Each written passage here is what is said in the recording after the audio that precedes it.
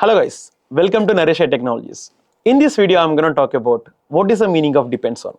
So generally, if I want to create server first and bucket next, so in that case, Terraform will not follow the behavior by default. But if I want to interlink two resources, let's say I want to create my server after my bucket got created, or I want to create my bucket after server got created. So if I want to link two different resources, in that case I can use depends on. Okay, here one resource creation will be depending on other resource, and this is called as a explicit dependency. So in order to make the difference between implicit dependency and explicit dependency, you need to observe the flag depends on. Let's say if you are seeing depends on, that is nothing but explicit dependency, but if you are never seeing depends on, that is going to be called as implicit dependency.